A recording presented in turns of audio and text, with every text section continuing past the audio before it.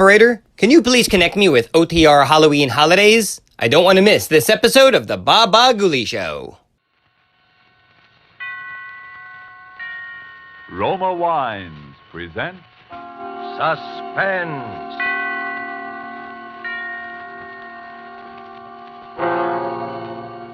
Roma Wines, made in California for enjoyment throughout the world. Salud. Your health, senor. Roma Wines toast the world. The wine for your table is Roma Wine, made in California for enjoyment throughout the world. This is the man in black here for the Roma Wine Company of Fresno, California, to introduce this weekly half hour of Suspense. Tonight in Hollywood, Roma brings you the young American actor whose sensational rise to stardom has been unparalleled in recent seasons, Mr. Alan Ladd. The suspense play which stars Alan Ladd and which is produced and directed by William Spear is called The One-Way Ride to Nowhere.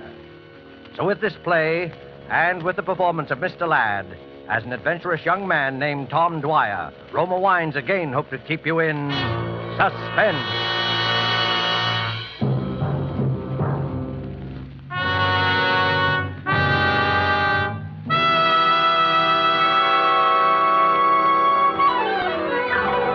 Right this way, ladies and gentlemen, the thrill of a lifetime. It's safe and sensational, and the price is only a dime. A dime, 10 cents for the fastest and the fanciest ride in Ocean City. It's not a roller coaster, ladies and gentlemen. It's an experience. We give you the breathtaking dip over Moonlight Bay. We give you the Tunnel of Love. And it's the longest and highest and the very finest scenic railway in the world. How many good looking? 2 tickets. 2 it is. Now, listen, Tom, is this really necessary? What's the matter with you? Come on, you scared? Well, I just don't like these things, that's all. I never have. Don't be silly. It's no worse than riding to a stick-up in a prowl car. Yeah? Well, I never liked that either. Go on, get in. Oh, no, not in the last seat. That is definitely out. Okay. So we'll ride in the last seat the next time when you're over your stage price. You'll ride in the last seat the next time. For me, this is strictly a one-shot proposition, and don't expect anything different. Your safety belt, Mac. Everybody got their safety belt buckled? Okay, folks, you're on.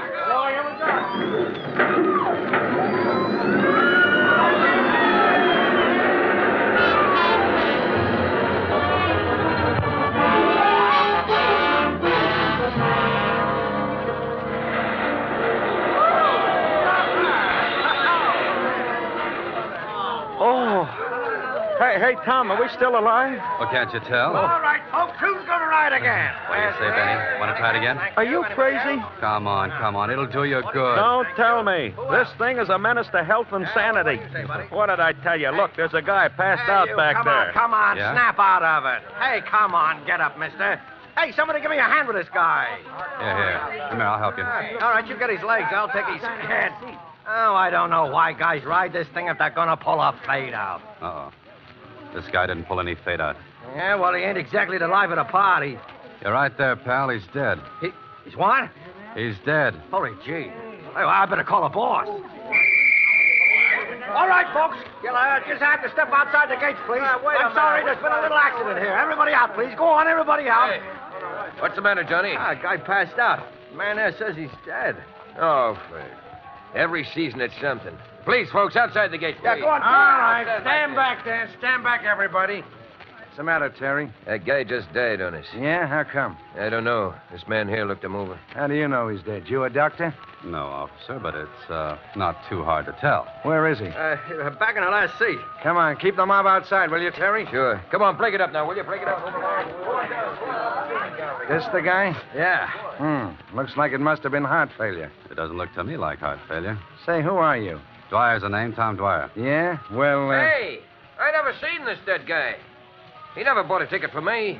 That's right, he never had a ticket. You mean he rode for free? How could he? He rode for free, all right. say, how come you know so much about this? Me? Oh, I'm just kind of nosy. Hey, you. Yeah? Do you remember seeing this man get on the car? How do I know? They get on, they get off. I just work here. Don't you remember that my friend and I were going to get in that last seat, and then we didn't? Hey, that's right. Hey, who's this? Ben Duffy's a friend of mine. Yeah? Yeah. Now, listen. My friend and I were the last ones to get in that car. We were going to take the last seat, and then we didn't. And the car pulled out. And when it pulled out, that last seat was empty. Hey, that's right. That last seat was empty. This dead guy never even got on the car. Yeah. Now you're getting someplace. All right, Dick Tracy, I'm listening. A roller coaster car starts out from this platform all hunky-dory and rips around the tracks about 90 miles an hour. And when it gets back here, there's a dead guy on it that wasn't on it when it started. How do you think he got on there? Dropped out of the sky? Well, figure it out for yourself, pal. If he wasn't in the car when it started, then someplace along the line he was dumped on it. And guys who have been dumped are generally guys who have been murdered.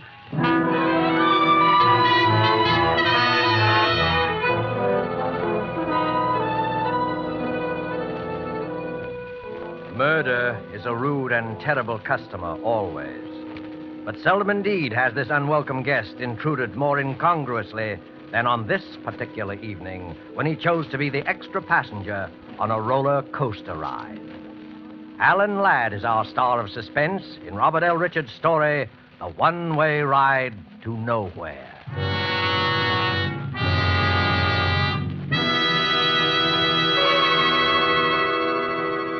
You have heard the prologue for tonight's tale of suspense. Before we return to Ocean City, the scene of our drama, let's take you for a moment to a pleasant spot to the south. Where are we now? Along the Caribbean, looking into a smart cafe. Capitan! Capitan! Si, senor. You have a fine port wine? I should like something special. Perhaps you, Si, senor. Imported from California. A wine excellent. Roma, California port. It's true that in many countries of the world, distinguished Roma wines are imported. Red wines, white wines, dessert wines, sparkling wines. Prized and enjoyed by wine lovers of these countries as rare delights. In many parts of the world, it's been discovered that our own California's sun and soil, plus the skill of Roma's vintners, are to be thanked for some of the truly fine wines. Yet to Americans, Roma wines cost little, for we pay no excessive import duty or shipping costs. Yes, you can serve Roma wines often and proudly to your most knowing, most critical guest.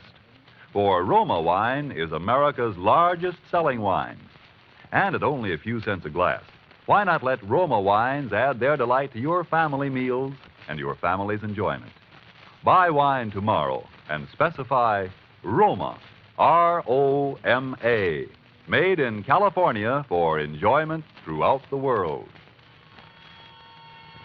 And now it is with pleasure that Roma Wines bring back to our soundstage Mr. Alan Ladd in The One-Way Ride to Nowhere, a tale well calculated to keep you in suspense.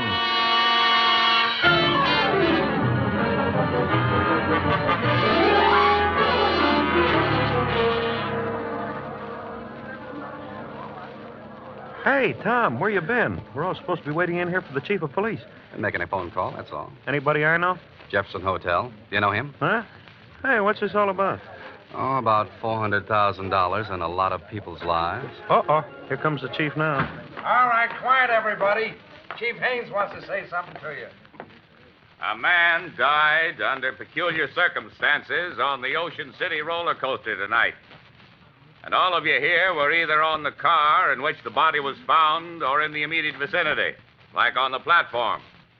Now, cause of death has not yet been determined, but all of you might be needed as witnesses, so we want to know where to get a hold of you. Have all these people been identified and left locations where they can be reached? Yes, sir.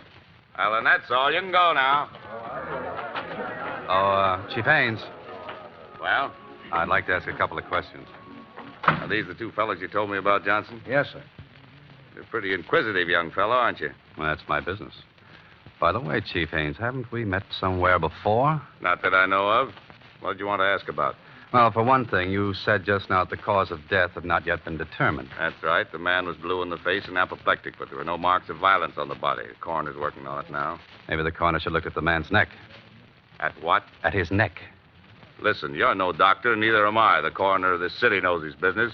Okay, Haynes, okay. I just thought I might save him a little time. Well, you're wasting my time. If you think I'm going to give you an inside track so that you can go to this poor man's family with some sales talk that you can help him get some kind of a legal action. Oh, he's got a family, has he? Yeah, he's got a family. Now get out of here. Mm-hmm. And his name is Richard Elliston Brighton. And he's a professor of psychology, and he comes from Chicago, right? So you went through his pockets before my men got there. Now, did I say that? Listen to me, young fella. You know entirely too much about this case for your own good. You're from Chicago, too, aren't you? That's right. What are you doing here? On a vacation, visiting my friend here. Well, you better take it. Oh, hello, Doc. What about it? Murder. He was strangled. Strangled? Mm-hmm. We got a good look at him. We found a thin red mark around his neck. He was strangled with something like picture wire. Now, isn't that a funny way for a middle-aged professor to be knocked off? Yeah, funny way for anybody to be knocked off. And isn't it a funny thing for a professor of psychology with a family and all to be way out here all alone, so far from home, hanging around an amusement park? No funnier than what you're doing, hanging around here. And that's quite a coincidence, by the way, Mr. Tom Dwyer of Chicago. Chicago's a big place, Chief Haynes. Lots of people live there. Say, Chief, while I think of it, here's the stuff we took out of his pockets. And nothing much, wallet and a few things, and... dropped something there. I got it. Hand that over, Dwyer. Well. A souvenir postcard. Sheila Kennedy, Ocean City. Hey, she's quite a cutie, too. I said hand it over. It's material evidence. Sure. Here you are. One of the local tent show girls, I take it? Know anything about her, Chief? Now, listen, Dwyer. I got enough on you already to hold you on suspicion. Take my advice and keep your nose out of this. Come on, Tom. This isn't doing you any good. Yeah, that's right, Ben. And anyway, we got a date with a lady.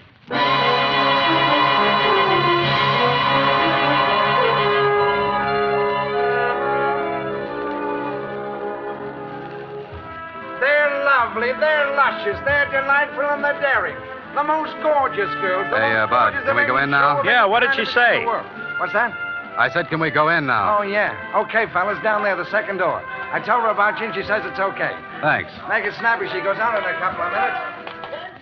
They're lovely, they're luscious. Room of her own. Sheila must be all right. Hey, I thought you said this was business. It is. Wait out here, will you, Ben? Oh, so when it's dames, I wait outside. I said this was business.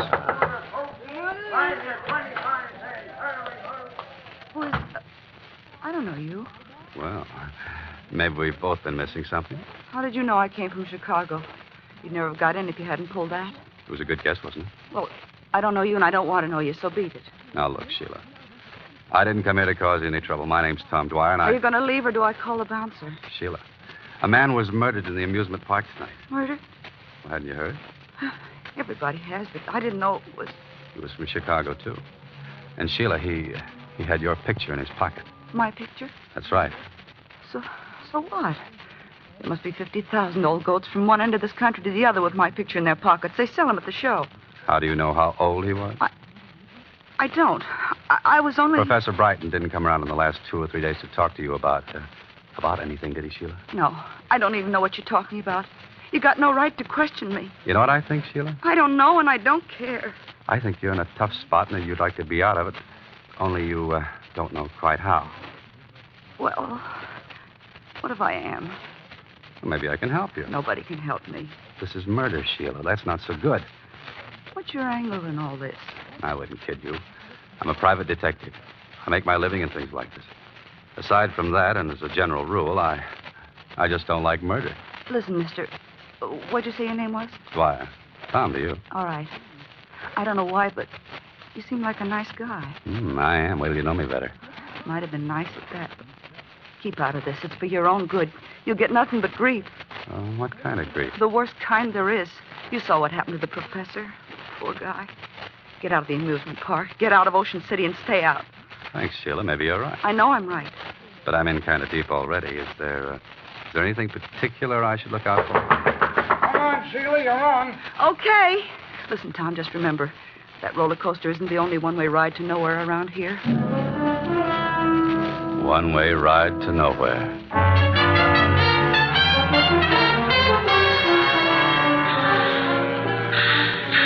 Here you are, 10 for 25, dear. Now, who's next? 10 for 25. Yeah, what did she mean by that? It was a tip-off, Ben. Maybe. Red hot, they're all hot. Get Yeah. One-way ride to nowhere, huh? That's what the professor got all right for free, but how? He was dumped on. I still say how. Well, that little problem doesn't bother me, but... The one and only, the bulletproof Hey, listen. automobile Huh? that took 3 men on a Did you hear that? one-way ride Yeah. to nowhere. Step One-way right in, ride ladies to and gentlemen. nowhere. Our Come on. show is about to begin. Hey, I think it's around there to the right. Yeah. Bulletproof automobile. Huh? Where? That tent show next to the roller coaster. Take it easy now. Okay, but Ben, you worry me sometimes. Did you know this thing was here? Well, it wasn't here last week. How am I supposed to know what you want? If you tell a guy something once in a while, it wouldn't... Suppose you never heard of Wires McGuire either. No? Skip it. The guy's going into his routine again. Ladies and gentlemen, step right up.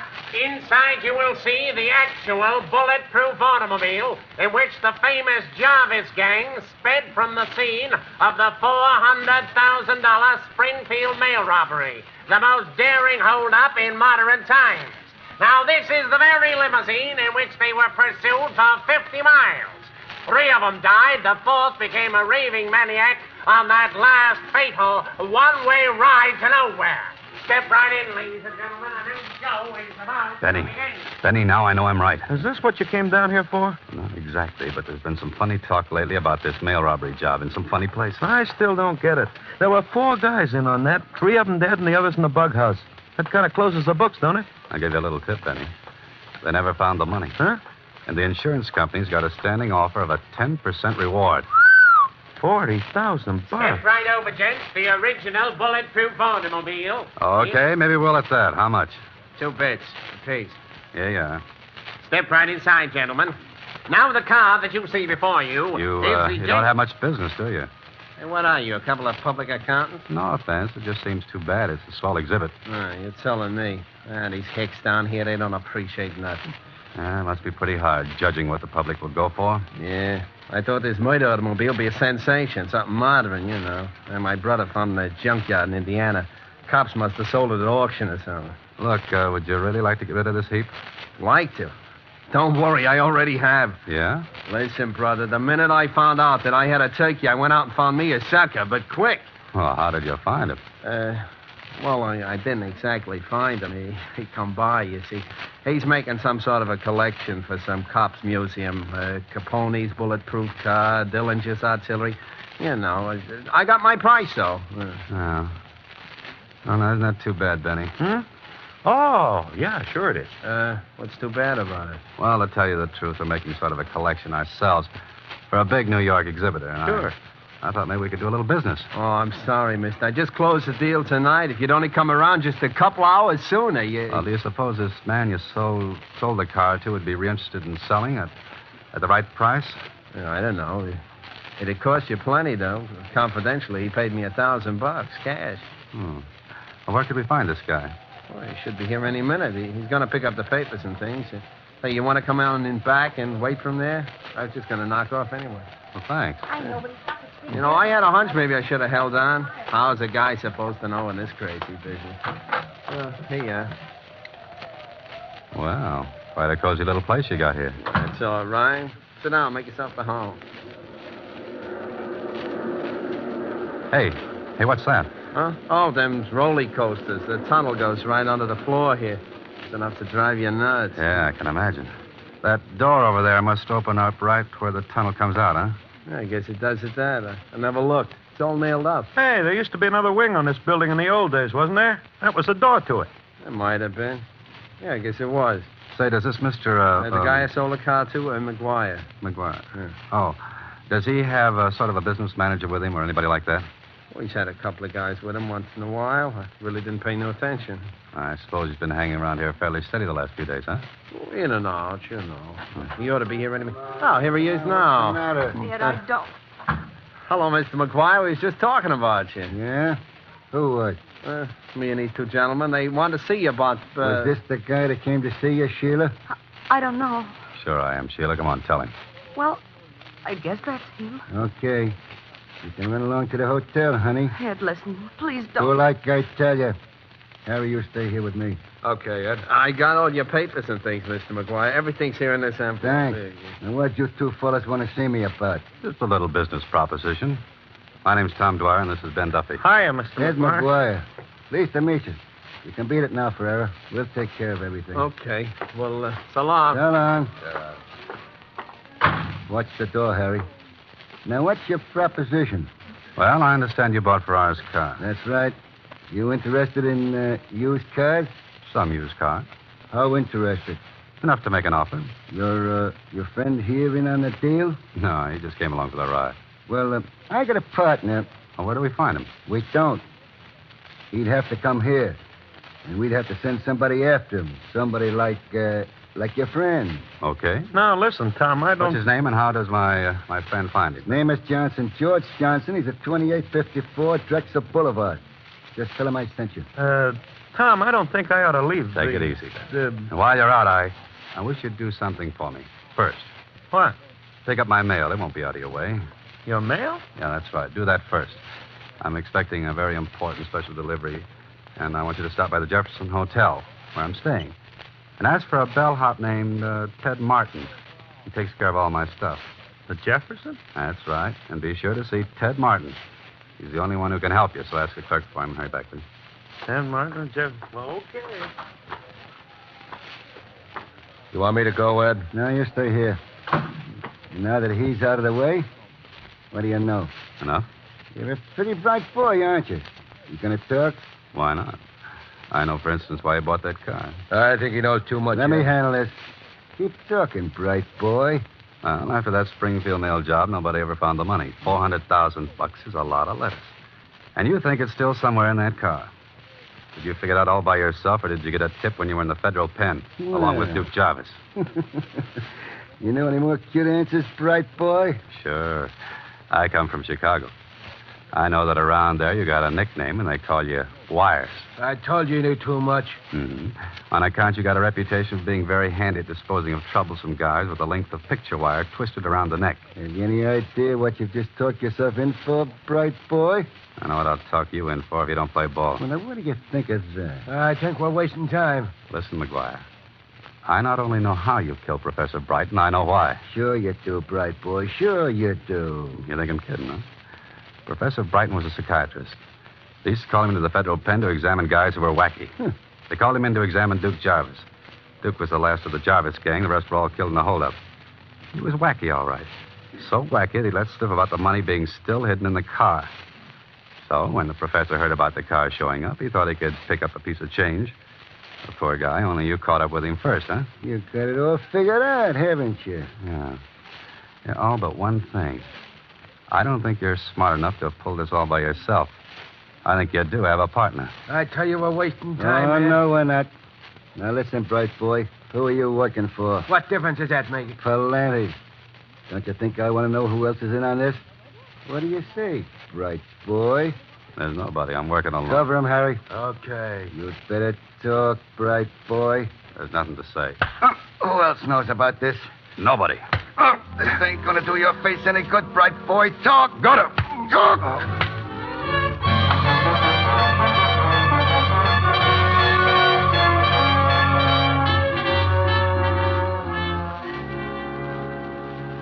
Watch him, Harry. I think he's coming out of it again. Yeah, this ain't getting us no place. Suppose his pal comes back. He'll never come back. By the time he finds out there ain't no such guy as George Johnson. Take a look, Harry. It's me. It's Chief Haynes, Ed. Okay, open up. Hey, I thought I told you. How did he get here? He walked in. He knows plenty. How much? The works. We've been trying to sweat out of him who he's working for. Haynes. I know where I've seen you before. Your picture. You were a guard at the federal pen when Jarvis and McGuire were there. That's how you heard about the money. When McGuire came down here, he had to play ball because you were chief of police here. He's got to go, McGuire. Sure, I know. So we give him the business and dump him out of the side store there into the roller coaster like we did the prop. Are you crazy? You can't get away with two jobs like that the same night. So what do we do? Anything. Dump him in the bay. Make it look like an accident. Anything. Hey, there's an idea. And don't try to get fancy about it this time. But you just gave me quite an idea, Haynes. Quite a good idea.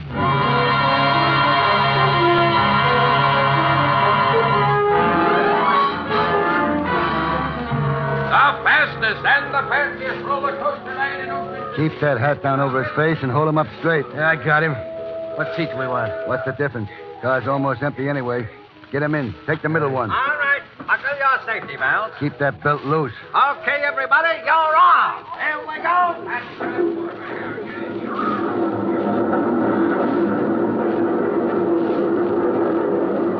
Going into the tunnel now. Tie his hands and feet while we're in the dark. Yeah, I'm doing it now. Got the sash weights on him? Yeah, around him. We're out now. Watch him. Hey, what was that? What's the difference? Hang on, and we're starting up.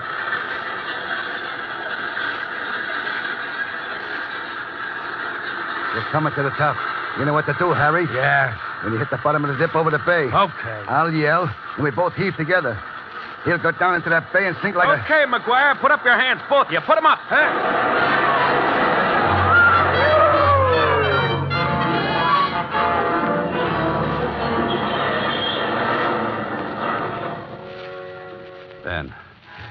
Then you made it. Tommy, you okay? Yeah, sure. What do you think you're doing here? The federal pinch, McGuire. I'm Ted Martin, Department of Justice. Staying at the Jefferson Hotel. Get it, McGuire? Hey, Tom, you ought to get to a dock. No, I got to get down to the police. Hey, Ted. Ted, listen, never mind about these guys. Get Haynes, chief of police. We've got a couple of men down there already, Tom. When you phoned, I figured you might get mixed up with him. We've had our eye on the chief for quite a while. Well, I'll see you later. So long. Thanks, Ted. Hey, you were taking an awful chance, Tom, playing so cagey. Well, I had to be sure first. If that dame hadn't stuck around and tipped us off, we just about made it when the car went through the tunnel. That, Sheila dame, huh? Uh-huh. Say, Ben, I think I got a date with a lady. Oh? So what do I do? Well, I'll tell you. Here's a dime advance out of your $20,000 reward. Go take a ride on the roller coaster.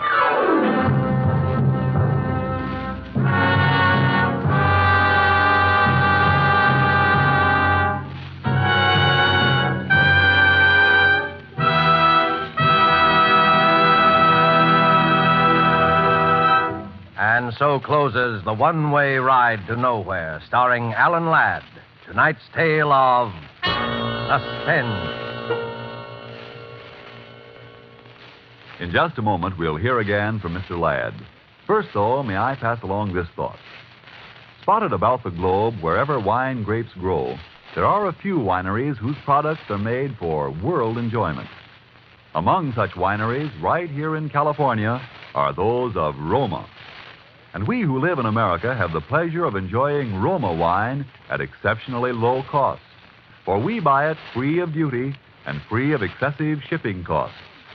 Try, for instance, Roma California Sherry. Here is the queen of appetizer wines.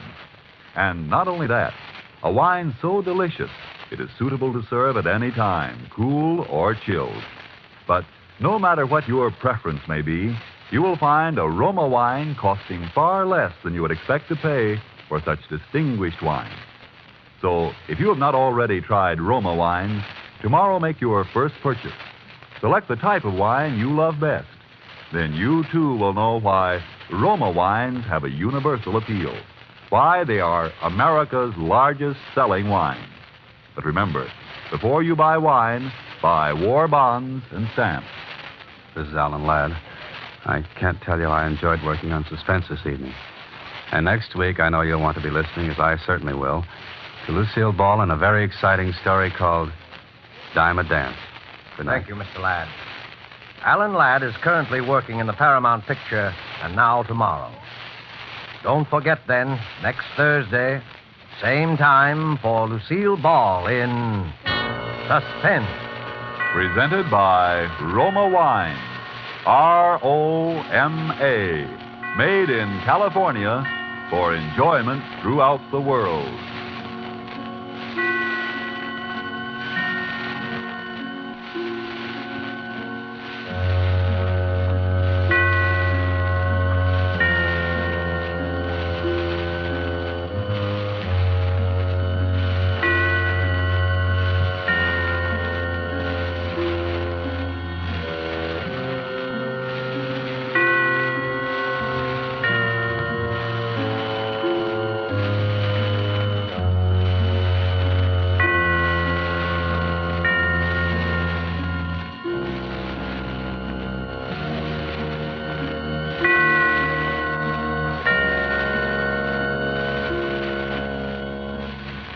This is the Columbia Broadcasting System.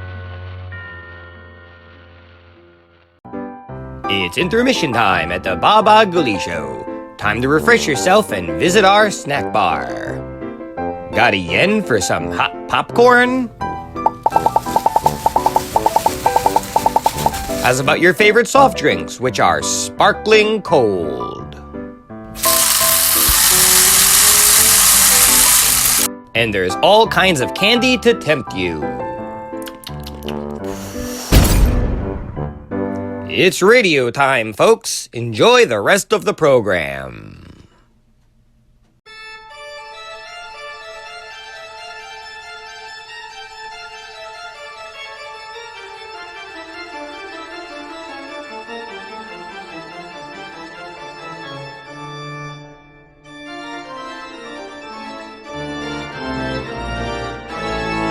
Hope you're enjoying today's radio program. When it's done, be sure to check out our channel over at Watchwaddle. Enjoy some tunes with a nice cold soda.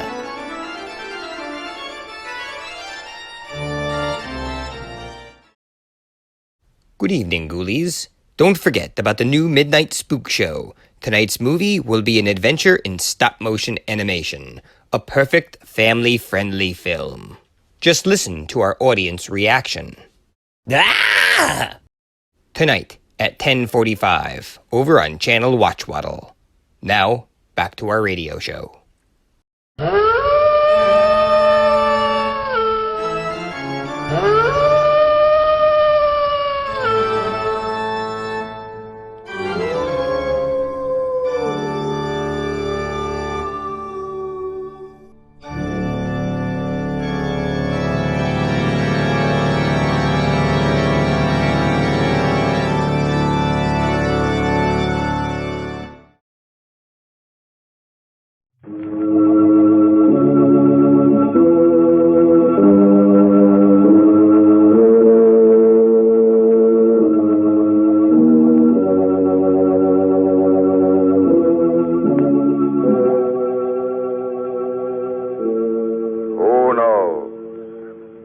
What evil lurks in the hearts of men? The shadow knows.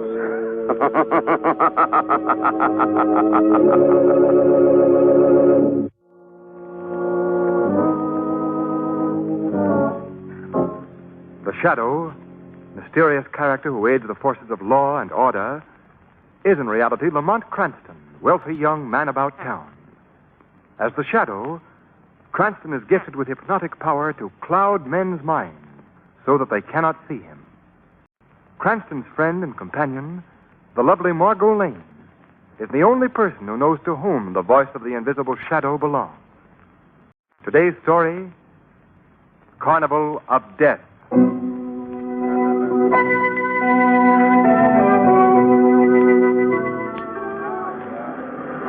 Davy, don't step on the gentleman's feet. You're not at home, darling. You're on the subway train. Last time I was down there, I spent a week's pay trying to win a 50-cent Cupid doll. Yes, you and me both, Mike. Let's get up to the front of the car. Lamont, are all these people going to Joy Island? It looks that way, Margot. You supposed to be room for us? There's always room, Margot. Joy Island is every man's paradise. Ferris wheels, roller coasters, shoot-the-chute. Oh, it sounds swell. But do you know which stop we get off? Well, we can ask the guard and make sure. Come on. All right. Pardon us, please. Sure, it'll be a pleasure. Hey, now, look, there's 2 seats I there. saw them first. Yeah, I'll flip you, Father. We should have sold those seats, Lamont. Look at that rush for them. Yes. Oh, guard. Does this train go to the amusement park? Not direct, no. When you get to the island, you take a bus. Oh, and somehow I thought there was a direct connection. There used to be, but I guess you know what happened to that. Well, no, I don't. You never heard about that branch line that old John Norcross had built out of his own pocket? No, we never even heard of John Norcross. You don't say. Well, he owns the amusement park. About 10 years ago, he asked the Board of Transportation to build a branch line right out to the doors of the place, but they turned him down. They did tell him, though, if he wanted to build it himself, they'd furnish the cars and keep up the lines. So he went ahead and built it? Yeah. Well, why isn't it still in operation? Well, I guess I can tell you that as well as anybody, lady, because I was on the first run on that line. It was just about 10 years ago this month. Oh, there was speeches and everything, and finally the first train pulled out.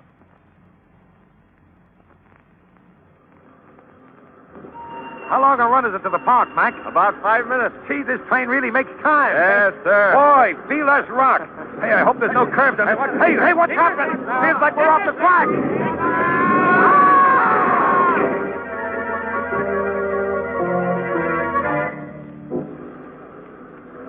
That was the only run we ever made. Must have been 40 people killed in that wreck. Oh, how awful. Do they use the branch line at all? No, they cemented it up. No one even goes in there anymore. Well, why not? Well, there's been talk about seeing a ghost train running through there. A ghost train? Yeah. Well, next stop's where you change to the bus. Hope you folks have fun. Yes, thank you. Put us right in the mood.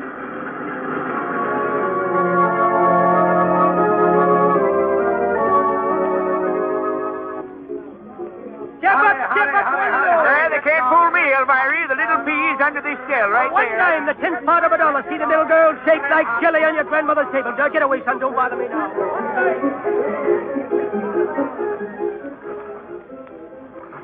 Well, Margot, I suppose this is rather tame after that roller coaster Oh, I love it, Lamont. Where else could you go from a roller coaster to the streets of Venice in 1 minute flat? Why, it's a... What was that? I don't know. It's probably an attempt at atmosphere. When you ride in the dark like this, those things are expected. Oh, look out, Lamont. You're bumping into that boat ahead of us. Oh, silly of me, wasn't it? I'm sorry. Oh, that's okay. See? He says it's okay. Lamont, look.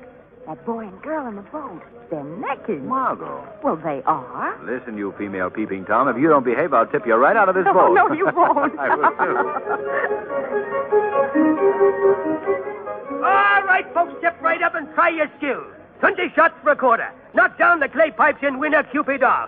Try your luck, folks. Yes, let me have one of those guns. That'll be 25 cents, Bud. A quarter it is.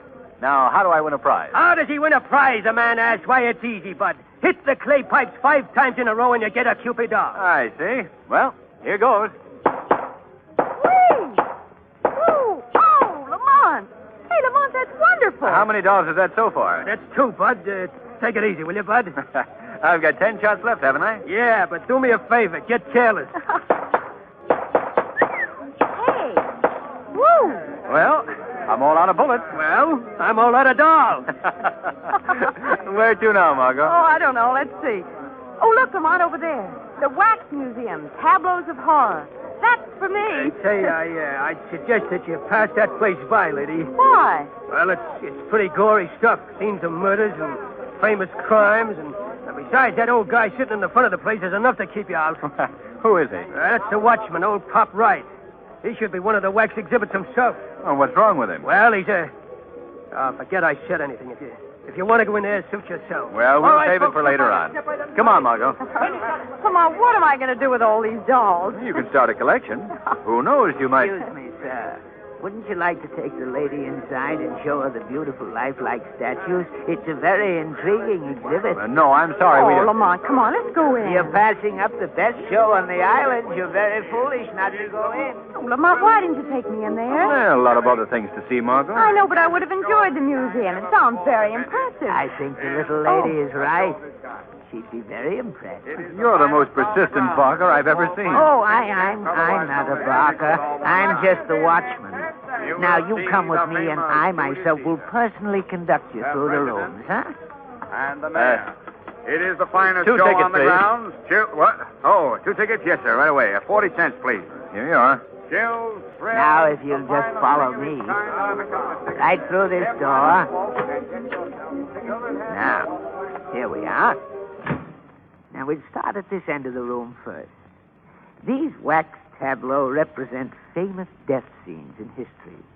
This one is Marat's bathtub murder scene. Excellent, isn't it? Oh, yes. Yes, it's excellent. Now this scene... Wait, I'll pull back the curtain. This scene is the kidnapping of the twin crown princes of France. Note the lifelike appearance of the figures. Remarkable, isn't it? Yes. Yes, it is. Where are these figures made, Lamont? I don't know. Can you tell us, Mr... Margot. He's gone. What? Why, yes. Where did he go? I don't know. Let's have a quick look at this one exhibit and leave, huh? Yeah, the faster the better. Say, what is this tableau supposed to be? I I believe it's the death of Marie Antoinette on the guillotine. These figures look even more lifelike than the others, don't you think? Yes. Look, see how naturally the executioner's cloak drapes around this. Lamont, what happened? The blade of the guillotine fell. Lamont, look. Blood. Huh? Blood trickling down. Let's have a closer look at this figure. Oh, Lamont. It's that girl we saw on the boat in the streets of Venice. So it is. Wait. I'll take the mask off this figure of the executioner. There. Oh, it's the boy. The boy who was with her. He's dead, too. Come on, Margot. We'll find old Pop Wright. See what he knows about this. It's the one, the original Wax Museum of Horror. Listen, Ladies mister. and gentlemen. There are 2 people who've just been killed in one of your exhibits. Wait a minute I'm now. telling you the truth. Go in and see for yourself. That's what they all say when they see our show, brother. Step right up, folks. See the Listen, lifeline. where's that old man, the one they call Pop Wright? I don't know who you mean, brother. Step up, folks. And Come on, Margot. I'll see what I can find out from the shooting gallery man. He told us himself he stayed there at night. Of course he did. Listen, You back again, Bud? look, who is that old man you pointed out to us, and why did you warn us against him? What old man? The one you call Pop Wright. Who's Pop Wright? Oh, Lamont, you're not going to get any satisfaction here. If you got any questions to ask, there's John Norcross, the owner of this park. He'll answer them for you. Oh, Mr. Norcross. Yes, what is it? Mr. Norcross, I've just come from the Wax Museum. 2 people have just been murdered in there. What? That's the truth. Come quickly, I'll show you. Did you notify the man on the door? Yes, and he paid no attention to me. Where are the bodies? In one of the tableaus.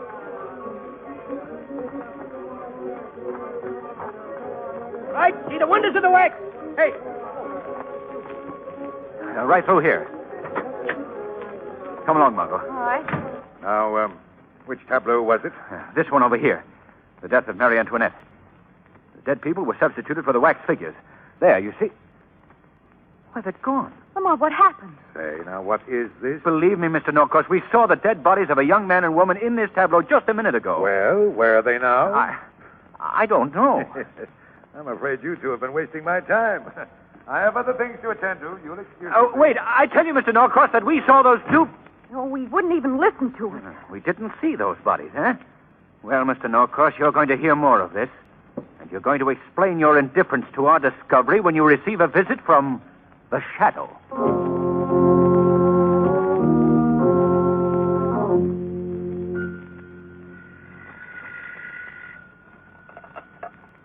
Hello? Yes, this is Norcross. Yes. Yes. Well, there's only one thing I want you to remember. The men are to hold their jobs regardless of what happens. Yes. Right, goodbye. What was that? Who laughed? It was I, John Norcross. Well, who? Who are you? I don't see anyone. I am called the Shadow. Well, where are you? I hear you, but I can't see you. That's because I've clouded your mind and made myself invisible to your eyes. Well, what are you doing here? I've come to ask you some questions, Mr. Norcross. What about? In your phone conversation, what did you mean by the men must hold their jobs regardless of what happens? Why, that's none of your business. Did it have anything to do with the death of that young man and woman in the Wax Museum today? What are you talking about? You do know of those deaths, don't you? No. Nothing like that has happened here in the park. We have a clean record here. Really? Aren't you forgetting the branch line of the subway that you built that caused so many deaths? That's different. That was an accident. An accident that happened many years ago. I'm doing my best to make amends for that. How? I'd rather not say. Does your plan for making amends, John Norcross, include vengeance? No. Mr. Norcross, you'll hear from me again very soon. Meantime, I must warn you. Every move you make will be closely watched by the Shadow.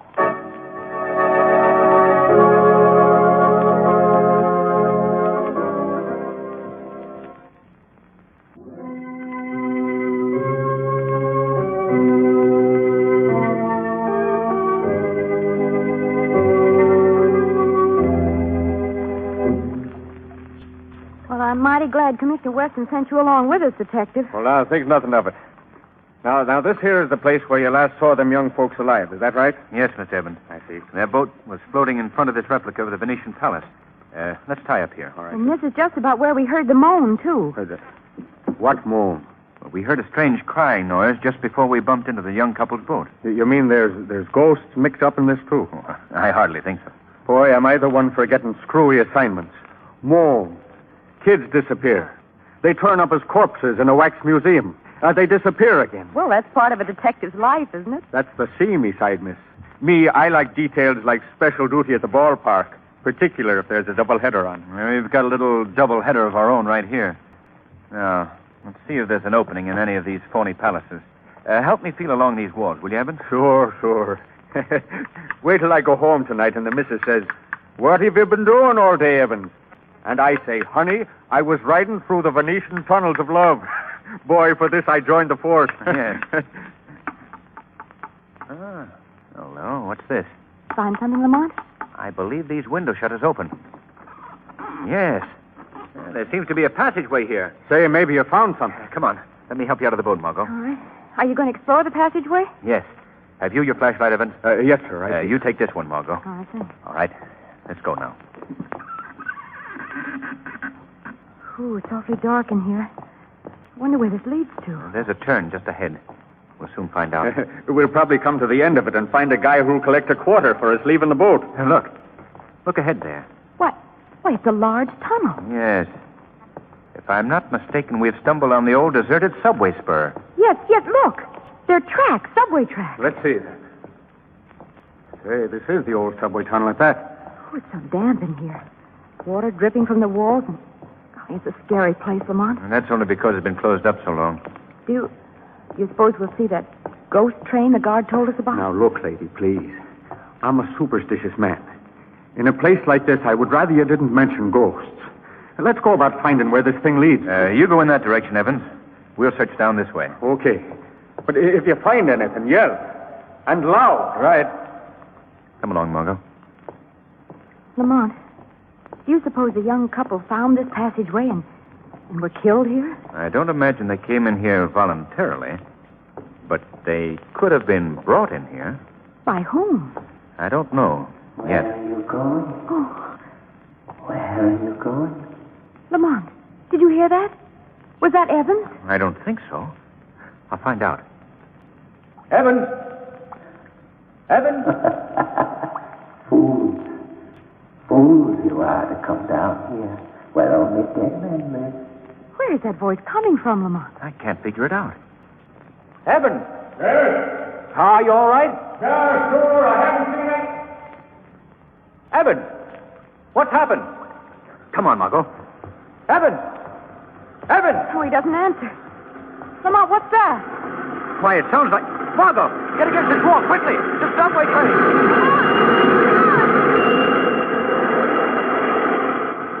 The ghost train, Lamont. The ghost train. Come around this curve, Margot. We'll follow the lights, see where it went. Lamont, did you notice? The lights were on in that train, and there were passengers at all the window seats. Yes, I saw them. Margot, the train, it's disappeared. There's no trace of it. What'll we do? There's no point of looking for Evans. He may have gone back through the passageway. Come on. We'll go up above to the park. There's something I must learn at once.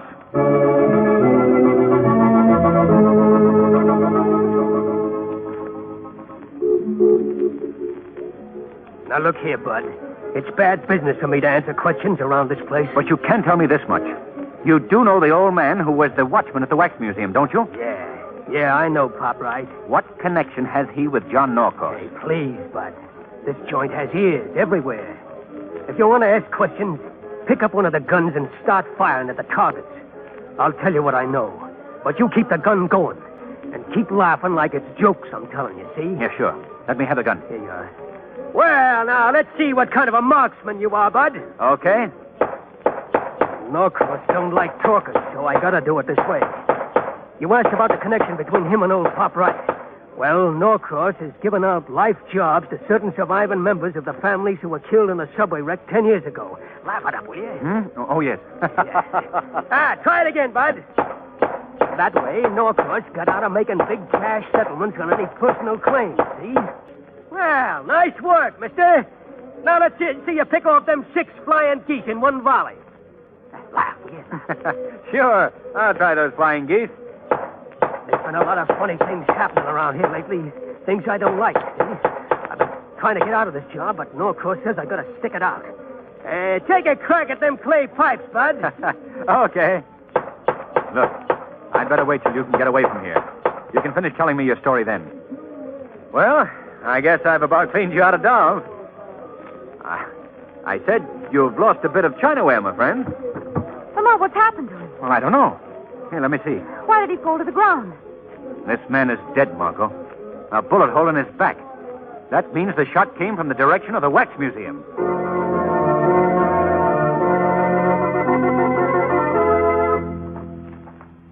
Commissioner Weston and his men made a thorough search of the Wax Museum, Margot, and they found nothing.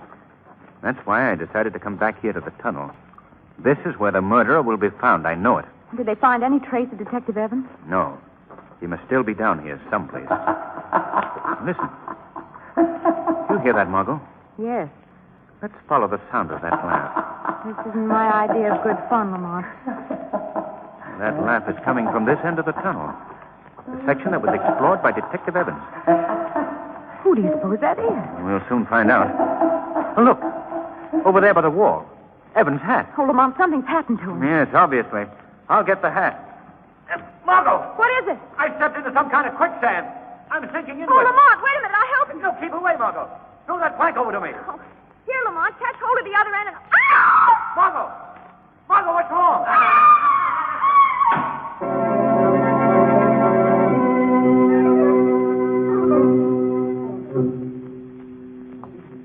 Right this way, young lady. I shall entertain you in my private subway car. No, I won't go in there. Let go of me. Now, you mustn't behave that way. The other passengers won't like you. Oh, Lamont! Lamont! He won't hear you, my dear. By this time, he's been swallowed up by the quicksand. Just as your friend, that detective, was earlier this evening. No, that isn't true. Nothing's happened to him. Tell me that nothing's happened to Lamont. Oh, he'll be in good company. There are many others in there, too, you know.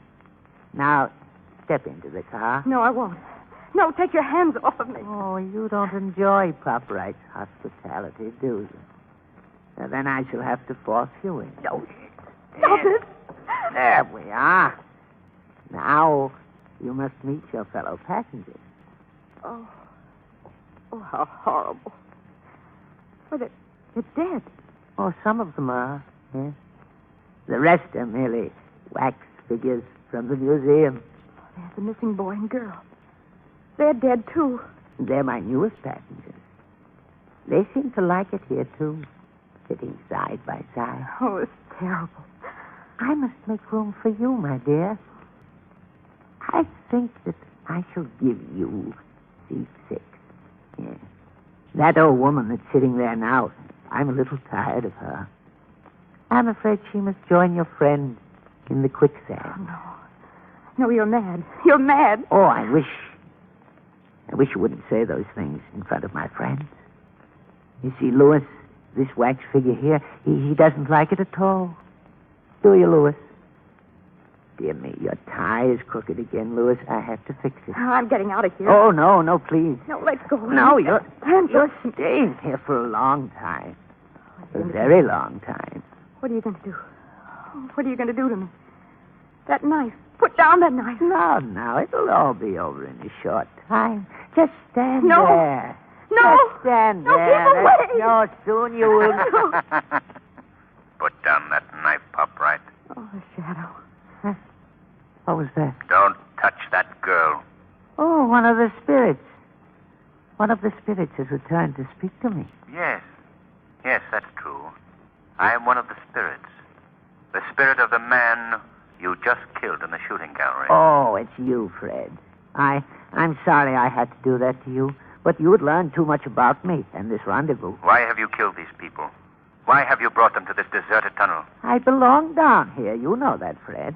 I've been the motorman on this line since the first run. You remember that run, don't you? Yes. Yes, you know, too, that my wife and child were killed on that first ride. Killed on a train that I was driving. Of course. John Norcross put me on a pension. He thought that would make up for the loss of my wife and child. He made me a watchman. Yeah, thought he'd pay me off that way. But I fooled him. Why have you killed these people? I needed passengers. You can't run a train without passengers, can you? That's my job here, you know. John Norcross doesn't know it, but his subway line still operates. Yes. How did you get these people here? Oh, different ways, different ways. Some of them from the boat ride, some from the wax museum. They all take the nightly ride with me in the Midnight Express. Those rides are all finished now, Pop, right? No. No, that isn't true. I'll tell the police about them. They'll come and get you. Oh, no, you wouldn't do that. No. No, who would run the line? You don't mean that, I'm sure. I'm taking you to the police right now. Oh, no.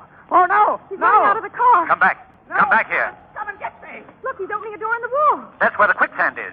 He's jumping into it.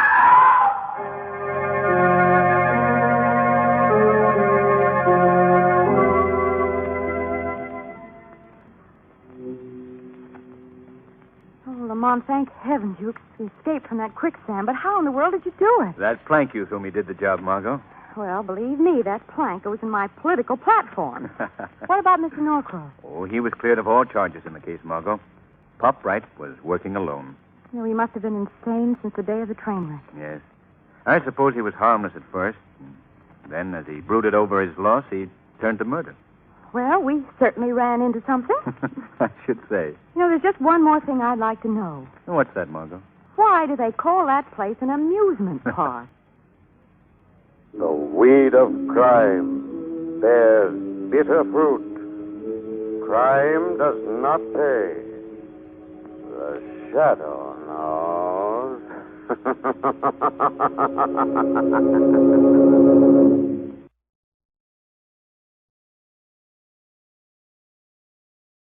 It's intermission time at the Bah Ghoulie Show. Time to refresh yourself and visit our snack bar.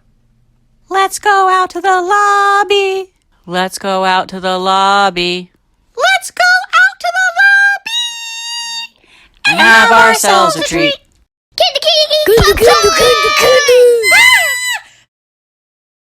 It's radio time, folks. Enjoy the rest of the program. This episode of the Bah Ghoulie Show is brought to you by Waddle's Tunes over at Channel Watchwaddle. Oh, that's where I left that bar of soap. Hands are dirty, don't be a dope. Clean them up with bubbly soap. Now that's some clean humor. Good evening, Ghoulies. Don't forget about the new Midnight Spook Show. Tonight's movie will be an adventure in stop-motion animation. A perfect family-friendly film. Just listen to our audience reaction. Ah! Tonight at 10:45 over on Channel Watchwaddle. Now, back to our radio show.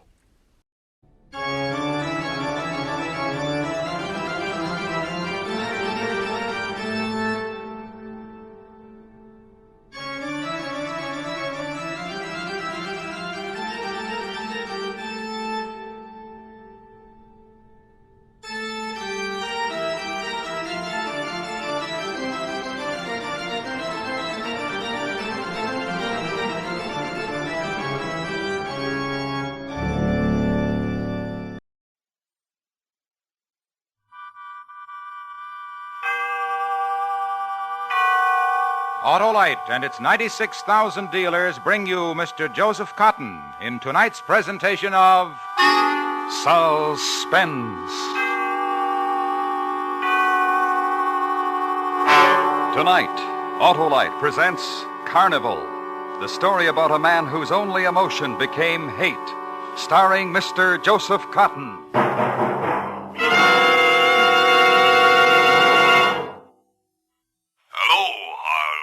Well, hoist my hubcaps. It's Oscar Otto. See my new ignition-engineered Autolite spark plug? Why, sure, Oscar. And spark plugs are the very heart of a car's ignition system. And they've got to be right for quick starts, gas economy, and smooth performance. Well, mine are now, thanks to my Autolite spark plug dealer's exclusive plug check indicator. Yes, the Autolite plug check indicator tells whether your spark plugs are right for your style of driving. And if they need cleaning, your Autolite spark plug dealer has modern equipment to do the job. And if replacements are needed, he will install world-famous ignition-engineered Autolite spark plugs for smoother performance, quick starts, and gas saving. Right, Harlow. So, friends, see your nearest Autolite spark plug dealer soon. He services all makes of spark plugs, and you can quickly learn his location by calling Western Union by number and asking for Operator 25. And remember, from bumper to tail light, you're always right with Autolite. And now, with Carnival and the performance of Mr. Joseph Cotton, Autolite hopes once again to keep you in suspense.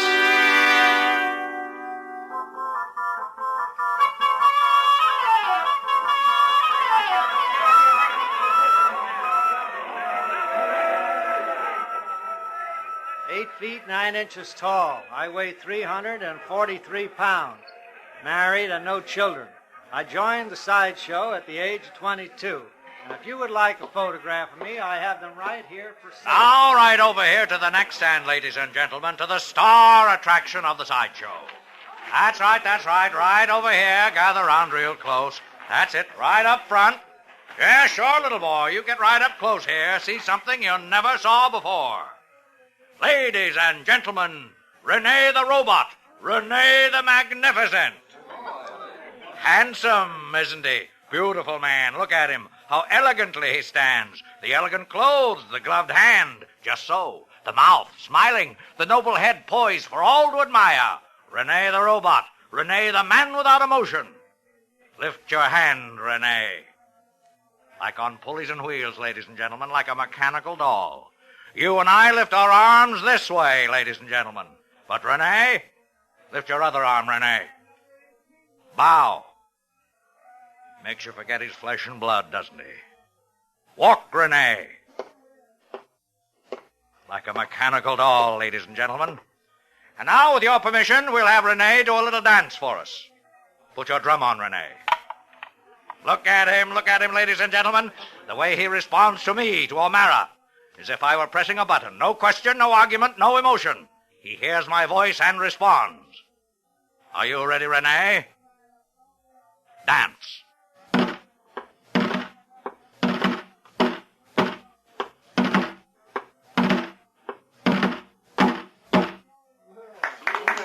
Wouldn't you like to have a beautiful mechanical doll like Rene to take home, girls? Of course you would. And he even talks. Listen.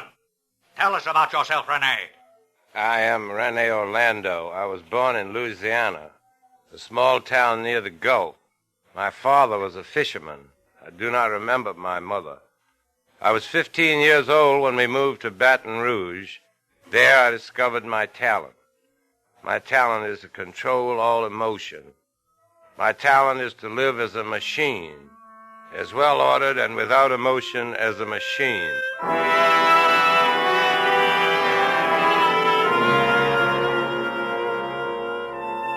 They stare at me, the faces looking up at me, idiot faces, fools' faces who see in me their own reflection, who stand with open mouths before the image of the robots that they are. They are the puppets. They are the mechanical dolls, the effigies without emotion.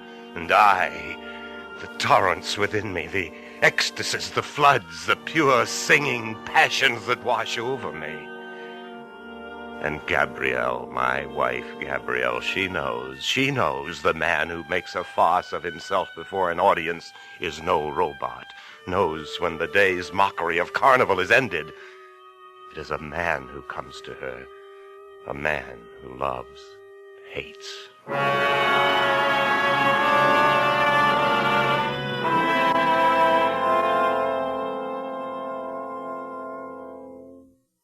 Undo my hair, Rene. Black. It coils over your shoulders like dark fire and lies against the secret hollows of your throat. Black. Say my name. Gabrielle. Again. Say it. Who else knows these secrets? What? O'Mara? How many times, Rene? How many times do I have to tell you O'Mara is nothing? You walk and O'Mara's eyes follow you. You perform on the trapeze and O'Mara stands below and watches your flight and his fingers stretch out for you. Listen, Rene. How many ways must I prove to you I love you? You're with him often. Why? We discuss matters of costumes, of new ways of doing a trick. And me also? You talk of me? No. You lie. No. You lie, Gabrielle. He says my name to you and tells you I am a mechanical man. Isn't that so? Rene, you're jealous. Yes, jealous. And happy for it. Know that I am not a mechanical man, but a man of emotion. One who loves and is jealous. What will make you believe me? There is a way. If what? If there were no O'Mara. What? If O'Mara were dead, Gabrielle. Now, no more words, my darling. No more.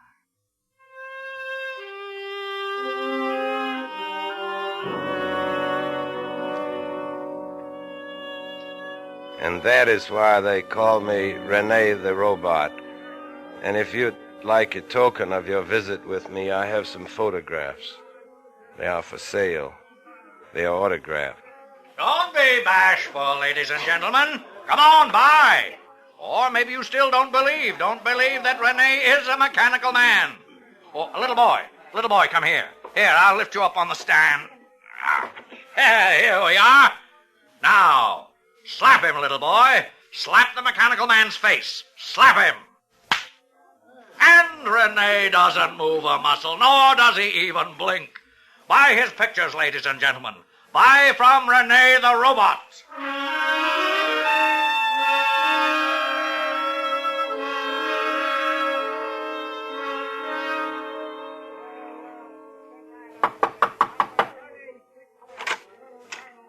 Rene, come in. I know why you've come to my trailer, Rene. For my compliments on your last performance.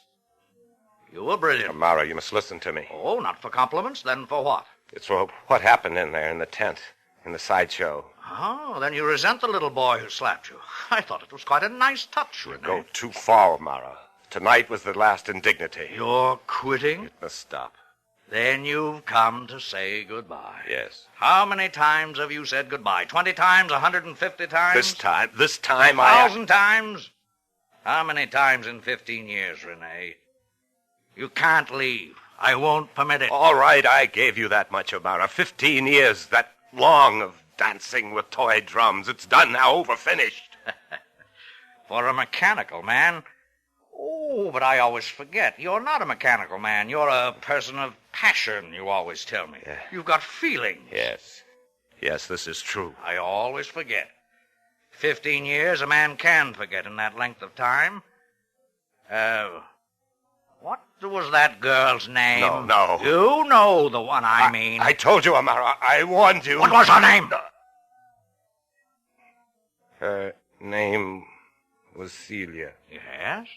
I killed her. You strangled her, Rene, with her hair. Her name was Celia Barton. And I killed her. Of course. And you saw it. And you told no one. I'll never tell anyone. You're my major attraction, Rene. Why should I tell anyone? You're not going to leave, are you? No. You'll stay. And so will Gabrielle. Yeah. That puzzles me, a man like you and a woman like Gabrielle. So different. What do you do? What do you talk about? We're not different. A robot, cold, without heart and no soul. Gabrielle, flame. You're wrong, O'Mara. You have no understanding. You do not know what's inside of me. Cold, without heart and no soul. I know what's inside of you, Rene. Pulleys and strings and wheels. Someday, O'Mara, You'll kill me? Yes. Yes, I'll kill you, O'Mara. I'll kill you. Rene! Bow! Turn around. Get out.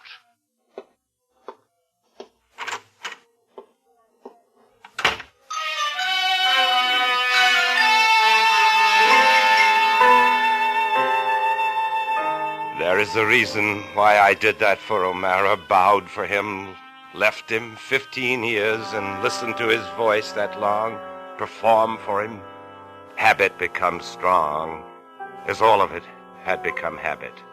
O'Mara, the carnival, the moving from here to another village, to yet another, and perform, and the nights of the mist like tonight, walk through it.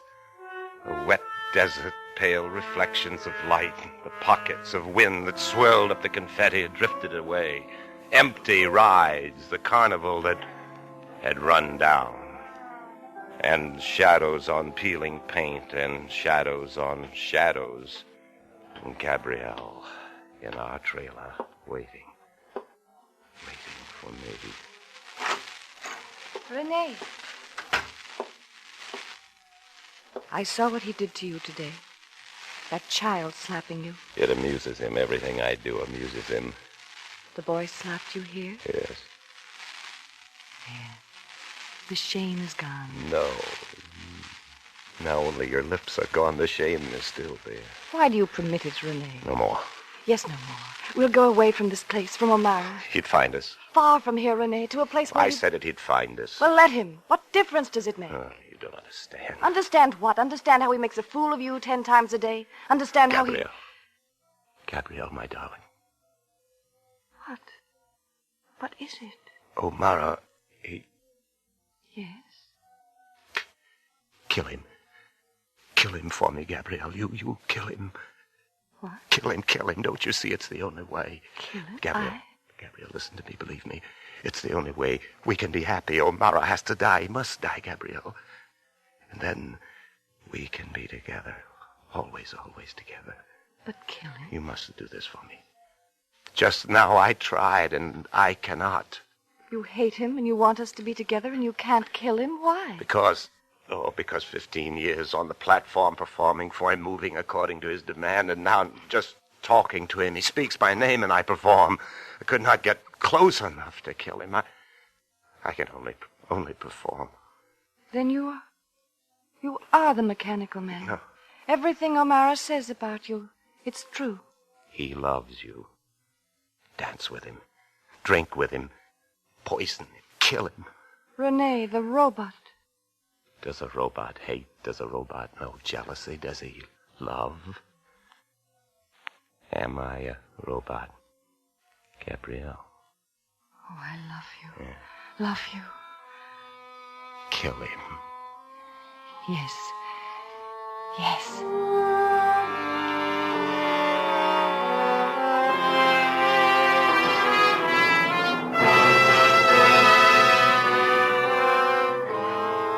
Autolite is bringing you Mr. Joseph Cotton in Carnival, tonight's production in radio's outstanding theater of thrills, Suspense. Say,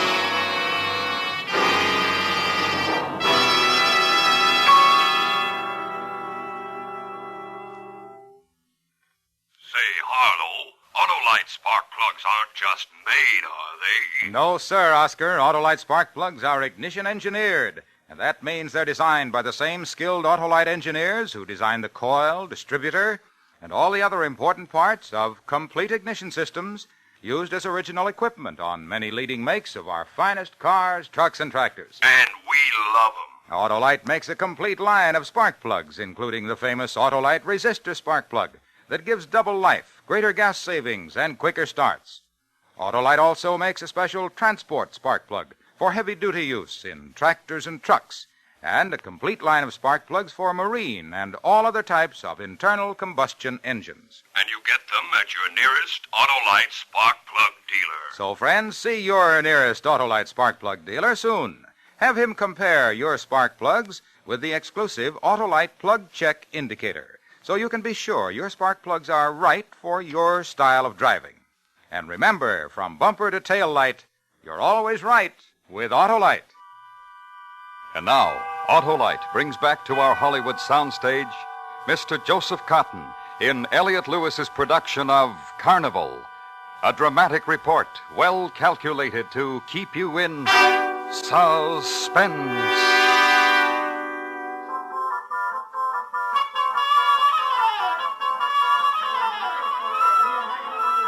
Get your tickets here for the spectacular attractions that you will see inside. Rollo the Giant stands 8 feet 9 inches tall, his little finger as big around as your wrist. Renee the Robot, the man who walks and talks and thinks like a machine. Renee the Mechanical Man. Yes, you'll see them all and many more inside. One ticket takes you all the way through, so step right up. It was sunlight when we listened to him, when Gabrielle and I listened to O'Mara. Sunlight of the day he was going to die. The carnival stood red and gold and green and bronze against the heat-shivering sky. And through the dull, glinting dust, the crowd funneled to this stand and that, to this novelty, to that attraction. It kept on all day. The procession of seekers. And later, when the sun went down, first mist descended, and later, when it was night, and it was shadows again.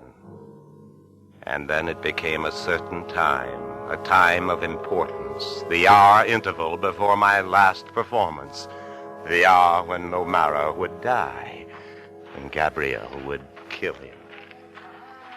I'm frightened, Renee. Yes, but you must wipe the fright from your face. When you are with him, be gay, Gabrielle. Frivolous for a while, then warm. I know. Here near the cage, Leopard. No one will see us. You will be warm for O'Mara, Gabrielle. You will wait on him and be beautiful for him, and he will drink a toast to your beauty with this. Where did you get it? I got it. A few drops from this bottle into his glass. Take it. Take it, Gabrielle. All right. And when O'Mara dies, Renee the robot will die with him. Yes. My last performance is at 11. My last performance will not happen, will it? No. Because in a few minutes you will meet O'Mara in our trailer. He will be there, won't he? You asked him there. Yes. Renee. What is it? Renee. Nothing. I will do it. Now go to him. Kill him.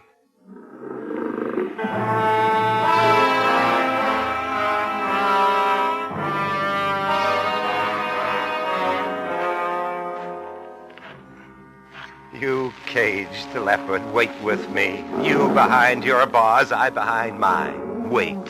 Walk with me. Wait with me. Oh, leopard, forgive me. I am more fortunate than you. Time passes and the minutes go, and my prison will dissolve. A man will die, and with his dying, I will be free. And time passes, leopard. A man is dying, and I am coming alive. The things I feel now, you would understand if those bars were being torn aside for you. But crouch. A little longer. And then exhilaration, the joy, the leap. O'Mara is dead.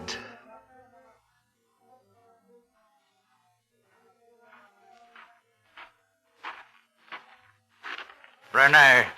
Where have you been, Renee?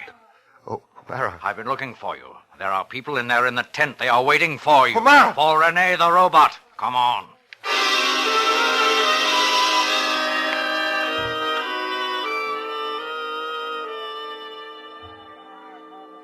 Bow, Renee. Makes you forget his flesh and blood, doesn't he, ladies and gentlemen? Walk, Renee. Like a mechanical doll, like a puppet on strings. And now, a divertissement. Ladies and gentlemen, I have here in my hand a bottle. A small bottle, a brown bottle. You, sir, in the audience, would you mind holding it for me? Oh, sure. Give it to me. Now, hold it up. Let everybody see it. A small brown bottle, ladies and gentlemen. Sir, what does it say on the label? Says poison. Poison. That's right. Unscrew the cap. There's nothing to be afraid of. Thank you. You crazy? You don't respond when I tell you to do something, do you, sir? Drink it? You crazy? Then you believe it's poison, do you not? If it says poison, I'm not taking any chances. Here's your bottle back, mister. No. Hand it to that girl, that lovely girl there who just laughed. Yeah, take it from me, miss. All right. If I asked you to drink it, would you drink it? No, And why not? because it's poison. Poison. A young woman gave me this bottle a little while ago. Her name is Gabrielle. Oh, but this is of no interest to you, ladies and gentlemen. What's of interest to you is Renee the robot. May I have the bottle back, please? Thank you. Would you drink from this bottle, Renee? Yes, I would. Even though you know it's poison? Yes. Because I tell you to. Yes, because you tell me to. Drink.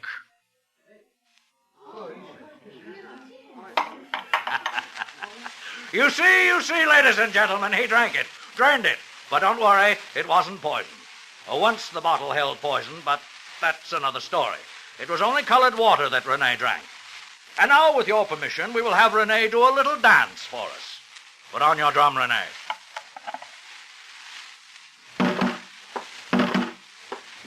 dance very well tonight, Renee. Oh, beautifully. Dance, Renee, dance, and listen. I went to Gabrielle, spoke love to her. I was right about her. She is a flame, unforgettable, love and wine. When she handed me the glass, her hand shook. Oh, dance, Renee, the people love you. Her hand shook, and then she dropped it. She dropped the glass. Wouldn't you like a beautiful mechanical doll like this to take home, girls?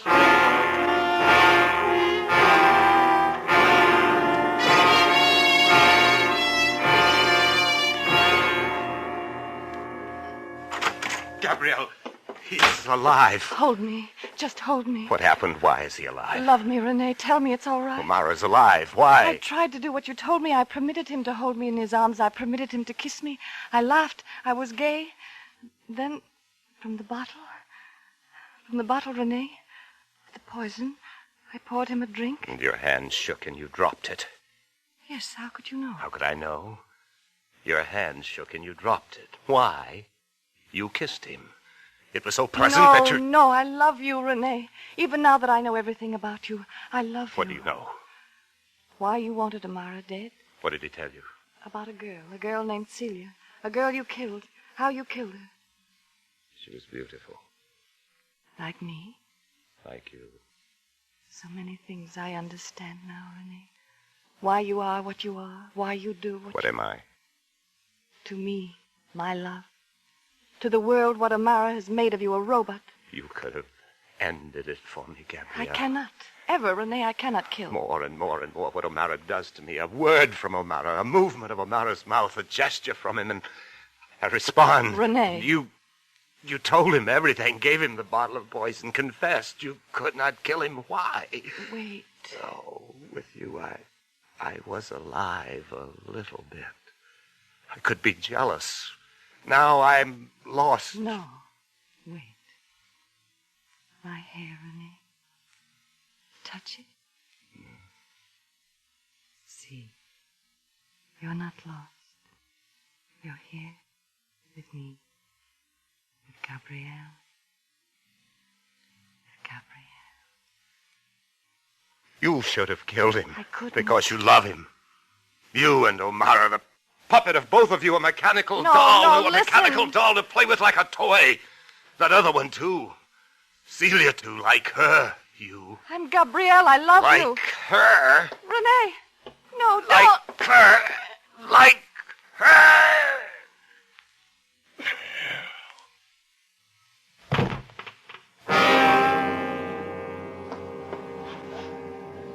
She lay there, Gabrielle, her hair a veil across her mouth, against her throat where I had twisted it. I brushed it aside, leaned over, whispered her name on her lips. She didn't answer me. She lay still. Gabrielle lay still. I lifted her, held her in my arms. A pale light from outside touched her cheek, held. And through the window outside was mist and the carnival, and the seekers still there for the last show. Here and there the carnival lights die, one by one. And the light on Gabrielle's cheek dies, too. No, Gabrielle. She's dead, Renee. You killed her. Put her down. No, O'Mara. Put her down. Renee. Walk.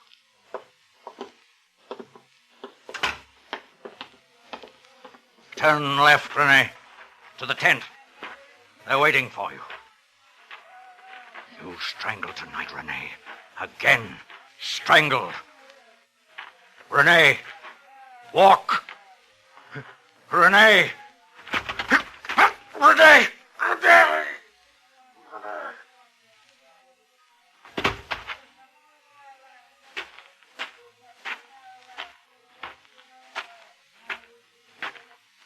I weigh 343 pounds, married and no children. I joined the sideshow at the age of 22. I am Rene Orlando. I was born in Louisiana. small town near the Gulf. My father was a fisherman. I do not remember my mother. I was 15 years old when we moved to Baton Rouge. There I discovered my talent. My talent is killing. Long ago I killed Celia. Tonight I killed Gabrielle and O'Mara. Now I will dance for you.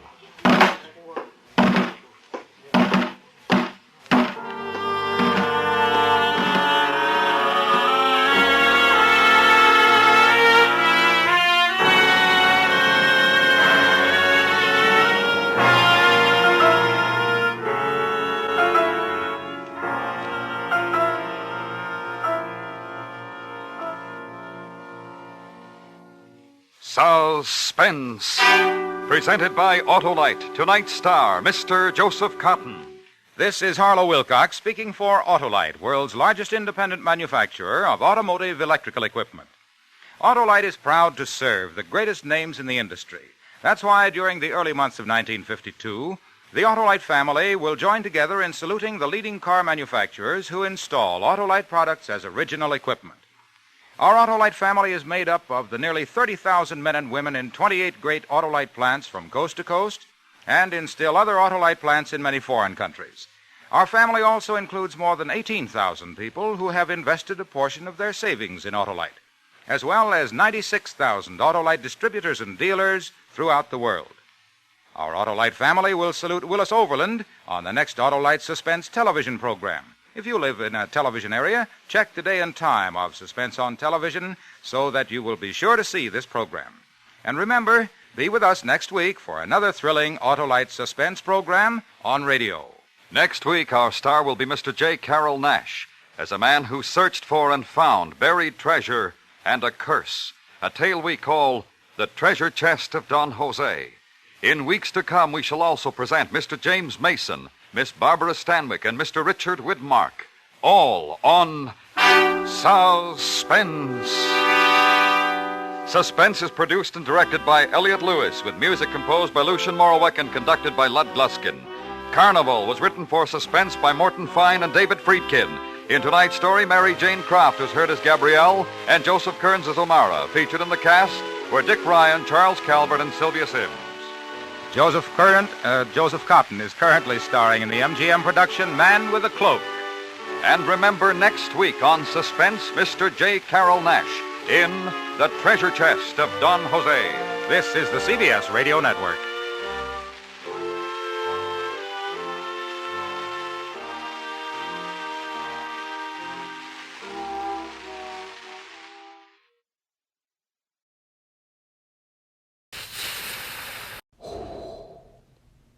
Thank you, OTR Halloween Holidays, for another great Bah Ghoulie Horror Show. And now, join us on Channel Watchwaddle for our Midnight Spook Show.